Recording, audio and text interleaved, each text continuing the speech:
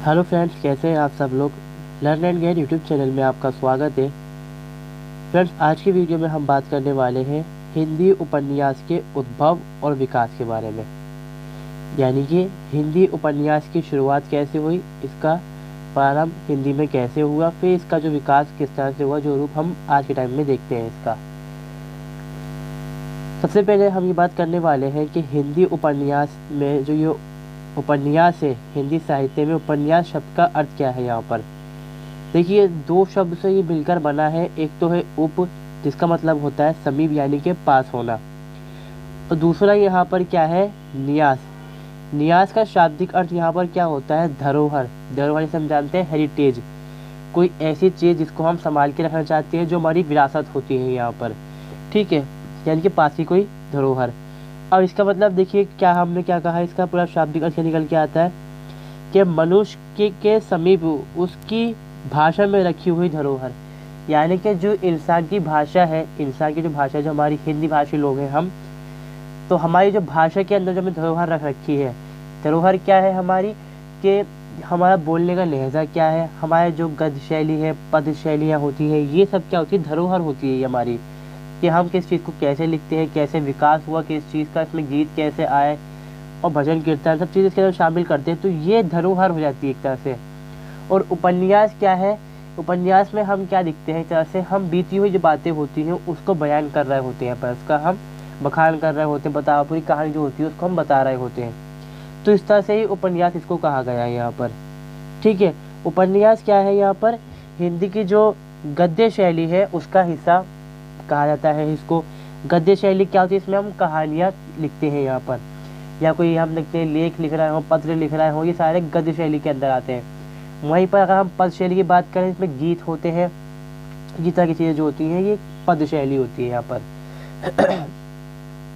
अब देखिए, इसमें मैंने क्या लिखा आगे कि उपन्यास जो है, उपन्यास हिंदी साहित्य का हिस्सा शुरू से नहीं था, इसे अंग्रेजी भाषा से लिया गया है यहाँ पर। यानी कि जो उपन्यास है इसका उद्भव हिंदी में नहीं हुआ, और ना ही हमें कोई इसका इतिहास मिलता है हिंदी के अंदर बहुत पुराना, ठीक है। वरन हम यहाँ पे क्या देखते हैं, इसको हमने अंग्रेजी भाषा में जो साहित्य है, यानी कि जो इंग्लिश लिटरेचर है, वहाँ से हमने इसको अपनाया है यहाँ पर। और सबसे पहले अगर हम बात करें, जो हिंदी जो उपन्यास है भारत के अंदर कहाँ पर लिखे गए, तो बांग्ला भाषा के अंदर ख़ास तौर पर लिखे गए। यानी कि जो अंग्रेजी भाषा है उससे बांग्ला भाषा ने लिया उपन्यास को, फिर जो बांग्ला भाषा है वहाँ से हमने हिंदी भाषा के अंदर इसको अडॉप्ट कर लिया, यानी कि अपना लिया यहाँ पर। अब हिंदी जो उपन्यास है, जैसे कि उपन्यास है, ये उपन्यास होता क्या है। अब जो ये हमने शाब्दिक अर्थ देखा, ये तो एक अलग चीज़ है, यानी कि जो इंसान की जो भाषा है उसमें रखी हुई जो धरोहर है वो क्या है, यहाँ पे उपन्यास है। मगर जो अलग अलग साहित्यकार हैं हमारे, जो विद्वान हैं हमारे हिंदी साहित्य के, उनका क्या क्या कहना है इस बारे में, हम जो भाई परिभाषा है उनकी तरीके से देखते हैं यहाँ पर। तो पहले हमारे विद्वान के साहित्यकार हैं श्याम सुंदर दास जी। ये क्या कहते हैं इस बारे में, उपन्यास मनुष्य के वास्तविक जीवन की काल्पनिक कथा है। यानी कि जो इंसान की कथा चल रही, जो जिंदगी है इंसान की, उसको जब कथा के तौर पर इंसान लिखता है तो वो उपन्यास कहलाता है। बहुत आसान शब्द में उन्होंने बात को कह दिया हो, और यही बात जो होती है उपन्यास के अंदर अक्सर देखी जाती है यहाँ पर। हालांकि जो काल्पनिक कथाएं होती, कुछ काल्पनिक बातें होती हैं, वो भी हम जोड़ते हैं, इसलिए उन्होंने काल्पनिक शब्द का यहाँ पर इस्तेमाल किया है। फिर आता है यहाँ पर हमारा प्रेमचंद जी। प्रेमचंद तो हिंदी साहित्य के अंदर हर चीज़ के अंदर हम देखें तो ख़ास तौर पे उपन्यास हो, तो अब जब हम बात करेंगे उपन्यास का विकास, तो उसमें जो बांटा गया है इसको कार्यक्रम को, वो भी प्रेमचंद के युग के हिसाब से बांटा गया है। तो क्या कहते हैं प्रेमचंद, फिलहाल हम ये देखते हैं। उपन्यास मानव जीवन की समग्र कथा है। समग्र मतलब यानी कि कंप्लीट, पूरी जो उपन्यास है वो क्या है, इंसान के जीवन की कथा है, जो उसका जीवन बीता पूरा, उसकी पूरी की पूरी कथा है। यहाँ पर मानव चरित्र प्रकाश डालना और उसके रहस्य को खोजना उपन्यास का मूल तत्व है। जो इंसान का चरित्र है, जो कैरेक्टर है इंसान का, कि इंसान किस तरह का है, उसके ऊपर रोशनी डालते हैं कि ये इंसान ऐसा है, देखने में ऐसा, मिजाज इसका ऐसा है, ये काम करता है, वो काम करता है। तो और जो रहस्य होते हैं वो ढूंढना यहाँ पर उपन्यास के तत्व माने गए हैं। जैनेन्द्र क्या कहते हैं इस बारे में, उपन्यास एक गद्यमय आख्यान है। मैंने आपसे पहले कह दिया कि ये गद्य का हिस्सा है, तो गद्य आख्यान है, मतलब बखान करा गया है इसके अंदर, पूरी यहाँ से कहानी को एक्सप्लेन किया जाता है कि इस चीज़ को, जिसमें मानव के सुख एवं पीड़ा का वर्णन रहता है, इंसान के जीवन में क्या गुजरा उसका वर्णन करता है, क्योंकि हमारे जीवन का क्या है, ये हिस्सा है बिल्कुल। ठीक है। पीड़ा में परमात्मा बसता है, मेरे उपन्यास आत्म पीड़न के साधन है। इन्होंने कहा कि पीड़ा में क्या है, परमात्मा बसता है, यहाँ पे जो अल्लाह है, ईश्वर है, वो बसता है पीड़ा के अंदर, क्योंकि इंसान उसको याद करता है, सीधी बात है। और खुश इंसान होगा तो वो ईश्वर को याद, अल्लाह को याद वो करेगा ही क्यों, नहीं करता इंसान हमेशा याद।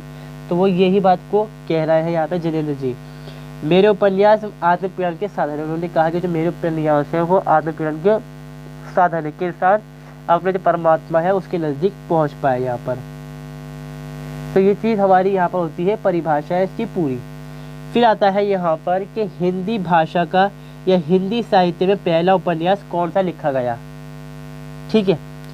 अगर हम देखें तो यहाँ पर अलग अलग बहुत सारे हमारे पास देखने को मिलेंगे कि अलग अलग उपन्यास हैं। सबसे जो पुराना उपन्यास अगर हमें देखने को मिलता है तो वो है रानी केतकी की कहानी। ठीक है। मगर देखिए अलग अलग यहाँ पर विद्वान है, साहित्यकार हैं, उन्होंने अलग अलग साहित्य उपन्यास को पहला उपन्यास माना है। जैसे कि पहला मैंने ऊपर सबसे पहले लिखा है परीक्षा गुरु, जिसकी समय अवधि है, जिस टाइम ये लिखा गया था 1842। इसके बारे में इसको लिखा किसने था, यहाँ पर लाला श्रीनिवास दास ने इसको लिखा था। और इसका समर्थन कौन करता है, कौन कौन ये कहता है कि ये पहला उपन्यास है, आचार्य रामचंद्र शुक्ल जी, डॉक्टर बच्चन और डॉक्टर नरेंद्र नगेंद्र और अज्ञ। तो ये साहित्यकार जो है जो ये विद्वान है हिंदी भाषा के, ये कहते हैं कि परीक्षा गुरु पहला उपन्यास है। इसको मैंने हाईलाइट करा है, मैं समझाऊंगा किस लिए मैंने करा है इसको। दूसरा यहाँ पे उपन्यास आता है भाग्यवती, ये लिखा गया था 1877 के अंदर। इसको लिखा श्रद्धाराम फिल्लौरी ने। श्रद्धाराम फिल्लौरी क्या, अब सॉरी आगे देखते हैं हम। डॉक्टर प्रेमचंद जो है हमारे, प्रेमचंद जो है यहाँ पर, प्रेमचंद मुंशी प्रेमचंद, वो कहते हैं कि भैया भाग्यवती पहला उपन्यास है। और वहीं पर डॉक्टर गणपति चंद्रगुप्त भी कहते हैं कि ये पहला इतिहास है हिंदी साहित्य का। अब यहाँ पर देखें कि जो प्रेमचंद जी ने कहा है उनकी बात की वैल्यू ज़्यादा है, मगर अब हमारे क्या होता है कि तत्व होते हैं उपन्यास के अंदर, वो कैसे पता चलेगा, अभी हम बात करेंगे इसके बारे में फिर से। फिर आता है पूर्ण प्रकाश चंद्र प्रभा, अगला साहित्य है हमारा, इसको लिखा है भारतेंदु हरिश्चंद्र जी ने। ठीक है। इसके बारे में आचार्य हजारी प्रसाद द्विवेदी जो है वो कहते हैं कि ये हिंदी भाषा का पहला उपन्यास है। फिर आता है रानी केतकी की कहानी, ये लिखा गया था 1803 में, सबसे पुराना यही माना गया। यहाँ पर सैयद इंशाअल्लाह खान ने इसको लिखा, शिव नारायण श्रीवास्तव कहते हैं कि पहला साहित्य है। फिर आता है देवरानी जेठानी की कहानी 1870, पंडित गौरी नंद गोल्डन, इसके बारे में कहते हैं गोपाल राय कि ये पहला साहित्य है। तो देखिए अब यहाँ पर पहला साहित्य कौन सा है, बहुत सारे साहित्य बता दिए मैंने, 5 साहित्य में बता दिए मैंने आपको। तो साहित्य फिर भी कौन सा है यहाँ पर, जो मैंने पहले नंबर पे लिखा है वही पहला साहित्य है। यहाँ पर जो उपन्यास है वो ही पहला उपन्यास माना गया है। देखिए इसके अंदर आ जाता है नाम कहानी। तो ये जो कहानी हो गई तो ये उपन्यास कहाँ से रह गया। हालांकि ये उपन्यास के तर्ज पर इसको यानी कि तरीके के तौर पर लिखने की कोशिश की गई थी इसको, मगर यहाँ पर ये कहानी है तो इसको हम हटा देते हैं यहाँ से। फिर आता है पूर्ण प्रकाश चंद्र प्रभा, जो कि बंगाली उपन्यास का अनुवाद है हिंदी भाषा के साहित्य के अंदर जो किया गया है यहाँ पर। ठीक है। तो ये भी यहाँ से हट गया। अब बचते हैं यहाँ पर भाग्यवती और परीक्षा गुरु। देखिए जो भाग्यवती है उसके अंदर जो उपन्यास का जो पूर्ण रूप है, जिस तरह से उपन्यास लिखा जाना चाहिए, वो सारे रूप भाग्यवती के अंदर नहीं पाए जाते, वो पाए जाते हैं परीक्षा गुरु के अंदर। तो इसीलिए जो परीक्षा गुरु है सर्वसम्मति से क्या होता है कि जितने सारे साहित्यकार हैं, विद्वान हैं, वो कहते हैं कि अगर हम देखें तत्वों के आधार पर तो परीक्षा गुरु ही हिंदी साहित्य का पहला उपन्यास है। ठीक है। ये चीज़ हो गई हमारी। अब आगे हम देखते हैं यहाँ पर हिंदी उपन्यास के विकास क्रम को 3 हिस्सों में बांटा गया है। हमने 3 हिस्सों के अंदर बांटा है हिंदी विकास को। किसके आधार बांटा है हमने, मुंशी प्रेमचंद के आधार बांटा है कि जब उनका काल रहा साहित्य का उसके अनुसार। तो पहला यहाँ पे जो काल आता है वो प्रेमचंद युग है, जो कि पूर्व प्रेमचंद युग यहाँ पर आएगा, जो कि 1877 से लेकर, देखिए यहाँ पर लिखा है हमने, और 1908 तक जाएगा यहाँ पर। फिर आएगा दूसरा युग प्रेमचंद युग, जिस टाइम मतलब प्रेमचंद थे, मौजूद जिंदा थे, वो अपनी कथाएं लिख रहे थे। यहाँ पर प्रेमचंद जो है वो पैदा ही नहीं हुए थे। ठीक है, तो ये युग आता है यहाँ पर 1918 से लेकर 1936। फिर आता है हमारा यहाँ पर प्रेमचंद युग, जिसको हम समकालीन युग भी कहते हैं, वहाँ थोड़ा सा ये अलग है। समकालीन युग भी कई बार आप देखेंगे कि आप उसको जो अलग तरह है वहाँ पर ही पढ़ सकते हैं इस युग को। ये आता है 1836 से लेकर 1936 से लेकर अब तक का। तो जो पहला ये वीडियो हमारी जो होने वाली है, ये होने वाली है पूर्व प्रेमचंद युग के बारे में।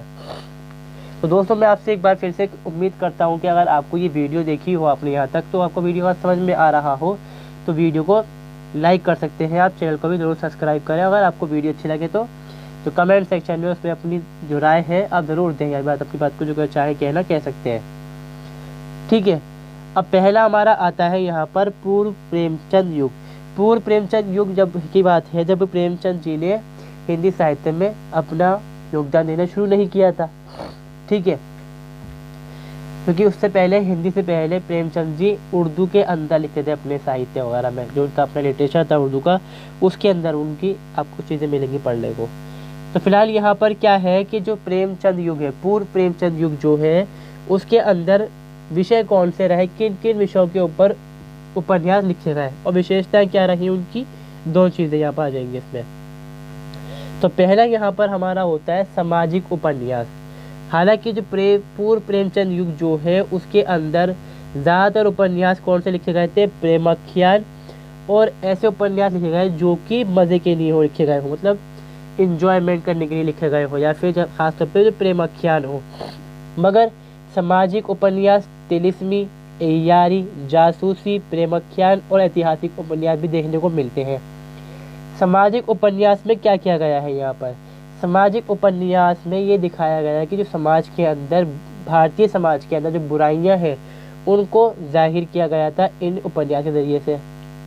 ये जो होंगे उपन्यास, ये उपदेशात्मक होते हैं यहाँ पर, मतलब कि ये आपको उपदेश देते हुए दिखाई देंगे। मतलब कि आपको लाइफ में एक उपदेश मिल जाता है कि एक कहानी होती है, जिसे हम कहते हैं उसकी मोरल स्टोरी क्या होती है। इसमें ये दिखाया जाता है कि हमने इस कहानी से क्या सीखा, तो उसको हम यहाँ पे कहते हैं सामाजिक उपदेशात्मक उपन्यास। ठीक है, दूसरा आता है तिलिस्मी।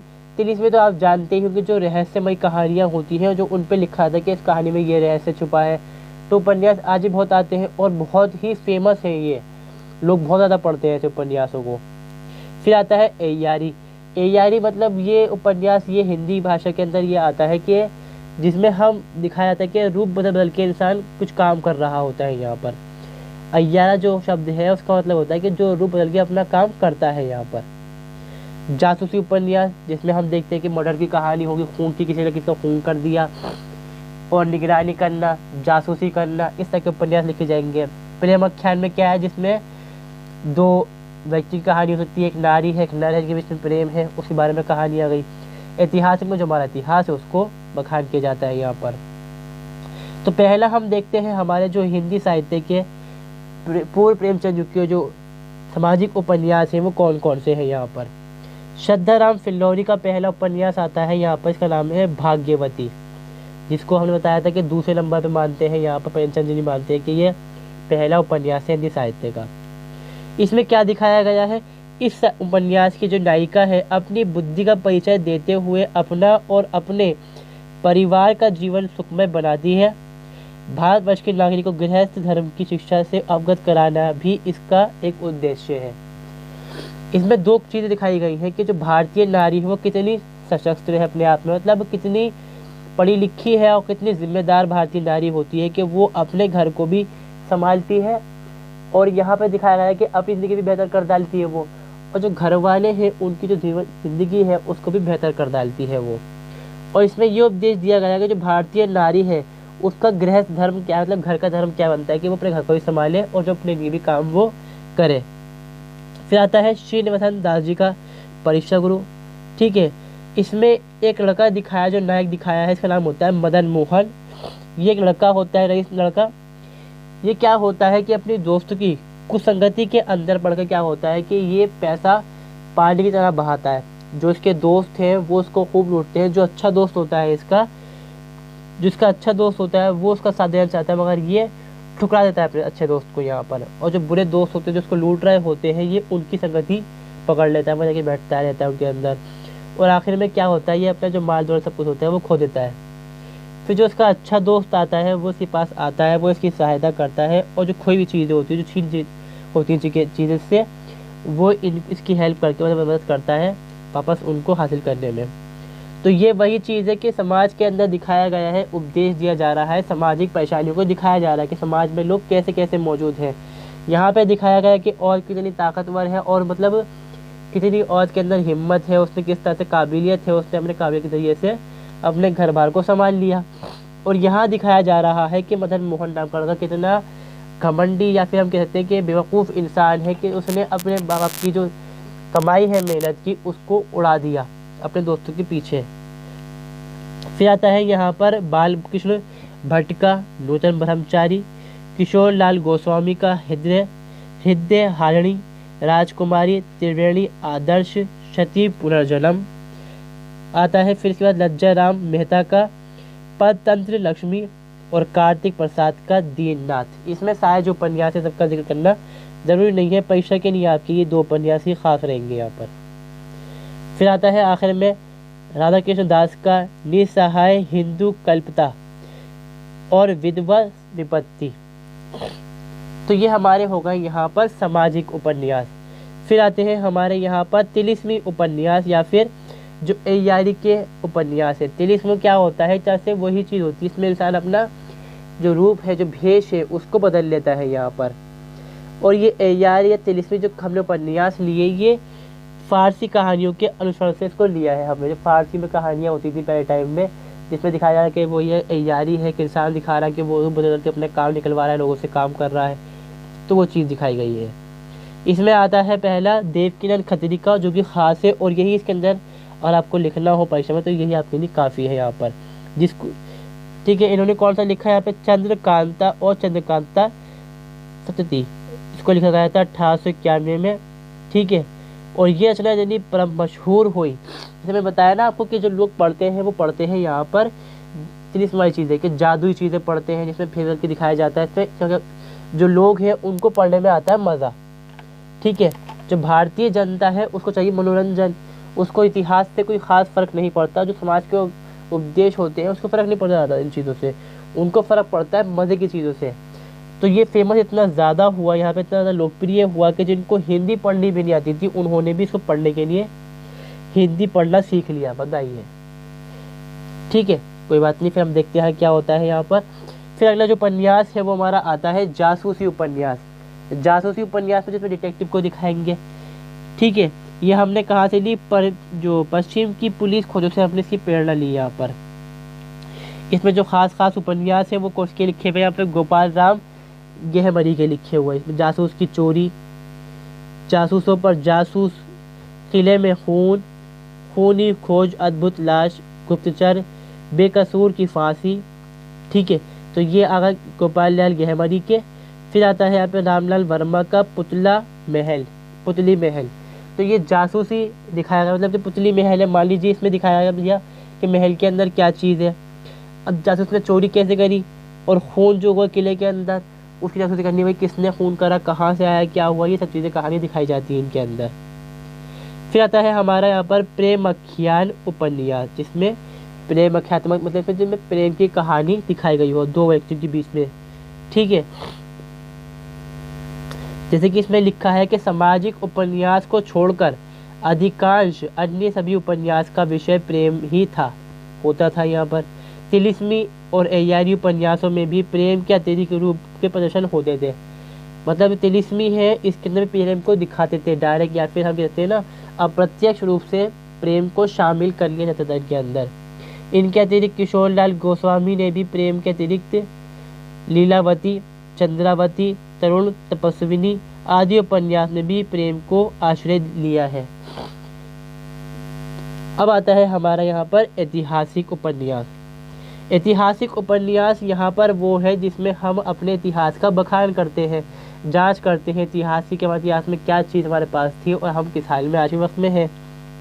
जिसमें लिखा है पहला उपन्यास ब्रिज नंदन सहाय ने, जिसका नाम है यहाँ पे लालचीन। लालचीन में लिखा गया है गयासुद्दीन बलबल के गुलाम की कहानी। असल में गयासुद्दीन बलबल का ये इरादा था कि वो चाइना के ऊपर हमला कर दे, तो वो कुछ कहानी मोहम्मद बिन तुगलक है, उसका भी इरादा रहता है आगे चल के यहाँ पर, तो उस पर ही कहानी लिखी गई है। फिर जो मिश्र बंधु है उन्होंने भी लिखा है वीरमणि।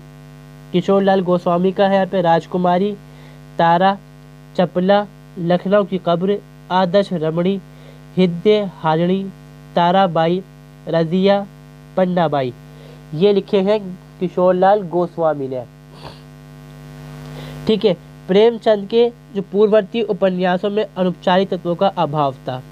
क्या है? औपन्यासिक तत्वों का अभाव था। यहाँ पर जो प्रेमचंद से पहले उपन्यास हुए उसमें क्या रहा कि उपन्यासों का जो तत्व होता है कि उपन्यास को लिखने का तरीका ये होगा, वो कम था। यहाँ पर अधिकांश जो उपन्यास है उसमें क्या था, घटना प्रधान थे, मतलब घटना के ऊपर लिखा गया था उनको, कि जैसे हमने कहा कि खून की कब्र, सॉरी अभी देखिए पीछे क्या था यहाँ पर, खूनी खोज अद्भुत लाश। ठीक है, तो ये क्या है कि जो खून हुआ उसके आधार पे कहानी लिखी गई थी यहाँ पर।